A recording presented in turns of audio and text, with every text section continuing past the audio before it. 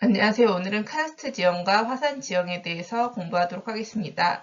카르스트 지형은 석회암이라는 암석이 빗물 지하수에 용식되어 형성된 지형을 말합니다. 용식이라는 것은 물에 녹는다는 뜻인데, 그래서 카르스트 지형은 석회암이 물에 녹아 형성된 모든 지형을 뜻합니다. 주요 카르스트 지형은 크게 네 가지로 설명할 수 있는데요. 먼저 돌리네라고 석회암의 용식 작용에 의해서 지표면이 이렇게 움푹 파인 곳이 있는데, 이런 움푹 파인 웅덩이 모양의 지형을 돌리네라고 합니다. 이 돌리네가 서로 인접해 있어서 성장해서 합쳐지거나 이러면 더 큰 웅덩이가 되겠죠. 그것을 우발라라고 하고요. 돌리네는 싱크홀, 즉 구멍이 난 홀이 있어요. 그러다 보니까는 배수, 물 빠지는 게 잘 될 수밖에 없습니다. 테라로사라는 토양이 카르스트 지형에서 발달을 하는데 석회암에는 이 암석에는 철 성분이 포함되어 있습니다. 근데 이 철 같은 경우에는 용식이 되지 않아 물에 녹지 않습니다. 그래서 석회암이 용식되고 나서도 철이 남아있게 되는데 그 철 성분이 산화되어 붉은색을 띠게 됩니다. 우리가 철이 녹슬면 빨간색, 붉은색을 띠는 것을 본 적이 있을 거예요. 그것처럼 석회암이 용식되어도 남은 그 철분 같은 게 산화되면은 붉은색을 띠는 풍화토가 남게 됩니다. 그것을 테라로사라고 하고요. 석회동굴이 발달하게 됩니다. 석회동굴이라는 것은 말 그대로 지하로 이제 빗물이 침투하고 그래서 지하수에 의해서 지하에 있던 석회암층이 용식이 됩니다. 즉 녹게 되겠죠. 그러면서 이제 용식되고 지하수가 빠져나가면 이 동굴 같은 공간이 생기는데 그것을 석회 동굴이라고 하고 종류석, 석순, 석주 등의 지형이 발달하는데 그 다음 장에서 그림과 같이 볼게요. 탑 카르스트는 석회암의 차별적인 용식, 즉 석회암이 있는 지역은 그 물에 녹고 그렇지 않은 곳은 물에 덜 녹겠죠. 그런 식으로 차별적인 용식 작용으로 형성된 봉우리 모양의, 즉 탑 모양의 카르스트 지형을 탑 카르스트라고 합니다. 그림으로 석회동굴에서 발달한 세 가지 지형을 한번 보도록 할게요. 종유석이라는 것은 이 고드름처럼 이 동굴 천장에서 이 탄산칼슘이 고드름처럼 이렇게 생겨서 발달하는 것을 종유석이라고 하고요. 석순, 우리가 죽순 알죠? 대나무 죽순처럼 이렇게 새싹이 나오는 걸 순을 붙이는데 이 석순이라고 해서 동굴 바닥에서 위로 쌓이면서 발달하는 것을 석회동굴에서 석순이라고 합니다. 그럼 이 종류석이랑 석순이 만나면은 이 기둥 모양의 뭐가 되냐면 바로 석주가 됩니다. 카르스트 지형이라는 것은 공통점이 있어요. 아까도 말했지만 물이 강수량이 풍부한 혹은 지하수의 순환이 원활한 즉 물이 많은 지역에서 석회암 지대가 잘 나타났습니다. 그 이유는 석회암이 물에 녹아서 만들어진 지형이 카르스트 지형이기 때문이죠. 그 다음 화산 지형에 대해서 보도록 하겠습니다. 교과서상에서 6가지 정도의 지형이 나오는데요. 화산에서도 모양에 따라서 순상화산, 순은 방패순이라고 해서 이렇게 방패 모양처럼 완만한 화산을 순상화산이라고 합니다. 우선 점성 뜻을 알아야 되는데 점성이 무엇이냐면 액체의 끈끈한 성질 이런 거를 점성이라고 해요. 그러면 우리가 슬라임을 떠올려 봤을 때 점성이 어때요? 끈끈함이 크죠. 그런 거를 점성이 크다고 합니다. 그러면 순상화산 같은 경우에 점성이 작다. 즉 물처럼 잘 흐른다고 생각을 하면 돼요. 그래서 유동성, 잘 흐르기 때문에 유동성이 큰 이런 현무암질 용암이 분출됐을 때는 점성이 작고 유동성이 크기 때문에 이렇게 방패 모양의 완만한 화산이 형성되고요.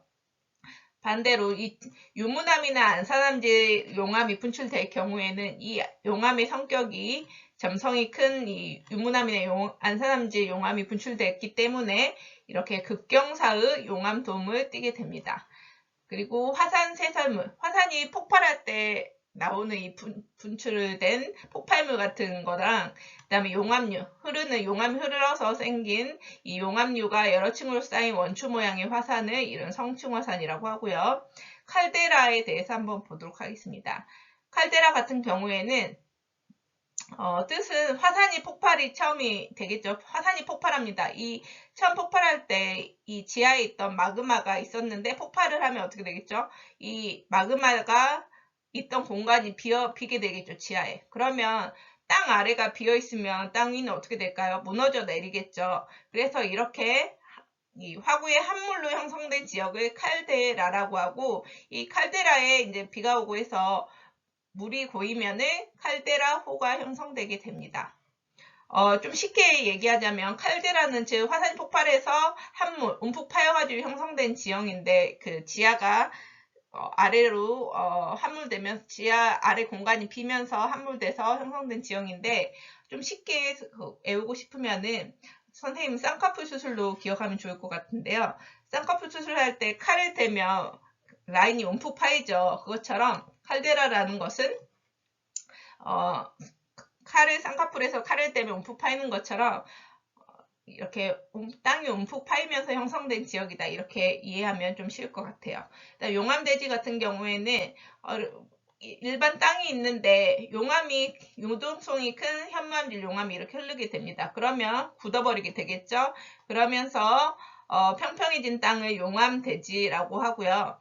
특히 이 현무암질 용암이 지각에 갈라진 틈새를 따라서 대규모의 열화 분출을 해서 형성된 평탄한 지형을 용암대지라고 하는데, 열화 분출에서 열화라는 것은 지각의 틈, 균열을 따라서 이 마그마가 용암이 분출해가지고 형성되었다라고 이해를 하면 됩니다. 주상절리는 제주도에서 많이 볼 수 있는데 이 현무암질 용암이 바다 이런 물을 만나면 급하게 식겠죠. 그러면서 굳을 때 어떤 특징을 띠냐면 육각형 모양의 기둥으로 굳게 됩니다. 이것을 주상절리라고 하고요.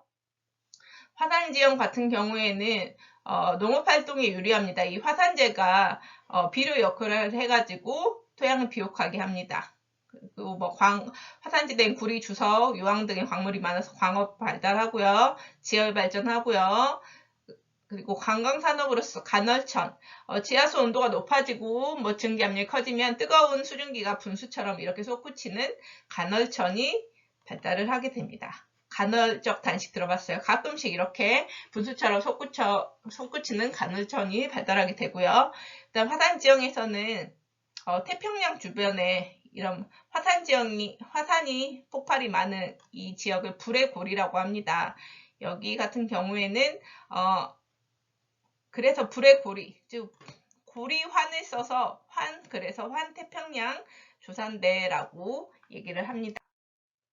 그래서 우리가 배웠던 오늘 석회암, 카르스트 지형, 화산 지형에서 두 가지 동굴이 나오는데 1번 동굴이 석회암의 지하수에 의해서 용식돼서 형성된 석회 동굴이고요. 두 번째 동굴이 화산활동으로 형성된 용암 동굴입니다. 2번 용암 동굴 같은 경우에는 화산활동으로 용암이 흘러가겠죠. 그러면서 훅 이렇게 흘러내리면서 한번 이 그림으로 하자면은 이렇게 용암이 흐릅니다. 그러면 이렇게 빠져나가겠죠? 그럼 어떻게 될까요? 이 빠져나간 곳은 구멍이 생기겠죠. 그러면서 그 위는 그대로 굳어 있다 하면 이 안에만 텅 비어있는 용암 동굴이 형성이 될 수 있습니다. 그래서 보면 용암 동굴이 이렇게 동그란 모양을 보통 띠고 있는데 그 용암이 확 빠져나가면서 형성된 느낌을 볼 수가 있습니다. 여기까지 할게요.